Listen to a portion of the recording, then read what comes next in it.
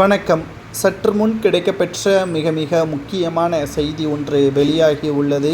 திராவிட முன்னேற்றக் கழகத்தில் இருக்கக்கூடிய மூத்த அமைச்சர்களது செயல்பாட்டின் காரணமாக 2026 சட்டமன்ற தேர்தல் மிகப்பெரிய ஒரு கடினமான தேர்தலாக அமையக்கூடும் என்றும், நாளைய தலைமுறையினர்கள் சரியான தலைவரை தேர்வு செய்வதற்கு தயாராகிவிட்டார்கள்.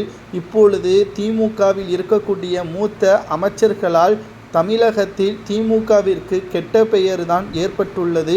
இன்னும் ஓராண்டுகள் மட்டும் இருக்கக்கூடிய நிலையில் சட்டமன்ற தேர்தலை எதிர்நோக்கி காத்து கொண்டிருக்கக்கூடிய இந்த வேளையில் திமுகவின் பெருசுகளை ஓரம் கட்டி இளைஞர்களுக்கு வாய்ப்புகளை கொடுத்தால் மட்டும்தான் இளம் தலைமுறையினர்கள் கட்சிக்காக அயராத உழைப்பை அவர்கள் ஏற்படுத்துவார்கள். இல்லையென்றால் நிச்சயம் ஆட்சிக்கு மிகப்பெரிய ஆபத்து ஏற்படும் என்று உதயநிதி கூறியுள்ளார். குறிப்பாக சொல்ல வேண்டும் என்றால், திமுகவை பொறுத்தளவிற்கு மூத்த அமைச்சராக இருக்கக்கூடிய KN நேரு, பொன்முடி, குறிப்பாக அமைச்சர் துரைமுருகன் இவர்களை கட்சியிலிருந்து ஓரம் கட்ட வேண்டும்.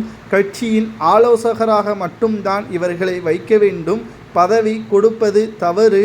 மேலும் இவர்கள் பதவியை பயன்படுத்தி, அதிகாரத்தை பயன்படுத்தி சட்டத்திற்கு விரோதமாக பல கிரிமினல் வேலைகளை செய்வதாக உதயநிதி ஸ்டாலின் அவர்கள் திமுகவின் தலைவரும் தமிழக முதல்வரிடம் தெரிவித்திருக்கிறார். இதற்கு மிக முக்கியமான காரணம், தமிழக வெற்றி கழகம் 2வது ஆண்டு தொடக்க விழாவை கோலாகலமாக தன்னுடைய ஒட்டுமொத்த அறிவுபூர்வமான தகவல்களை விஜய் அவர்கள் மக்களிடம் வெளிப்படுத்திவிட்டார். திமுக கோபாலபுர குடும்பம் வாரிசு அடிப்படையிலும் பரம்பரையாக ஆட்சி செய்ய வேண்டும் என்பதற்கும் அவர்கள் சொன்ன வாக்குறுதிகள் 20% கூட நிறைவேற்றாமல் மக்களை முட்டாளாக்கும் நோக்கத்துடன் மட்டும்தான் செயல்படுவதாக விஜய் அவர்கள் தெரிவித்திருக்கிறார். தமிழகத்தை பொறுத்தளவிற்கு மாற்றம் நிச்சயமாக தேவை. திமுக 2011ஆம் ஆண்டு முதல் 2021ஆம் ஆண்டு வரை சுமார் 10 ஆண்டு காலம் ஆட்சிய அதிகாரத்தில் இருக்க முடியாத ஒரு சூழல் ஏற்பட்டது. அதேபோல் இந்த முறையும் 2026இல் அதே நிலைமையே மக்கள் திமுகவிற்கு எதிராக ஓட்டுக்கள் மூலமாக தன்னுடைய வாக்கை செலுத்த வேண்டும் என்றும் விஜய் அவர்கள் தெரிவித்திருக்கிறார்.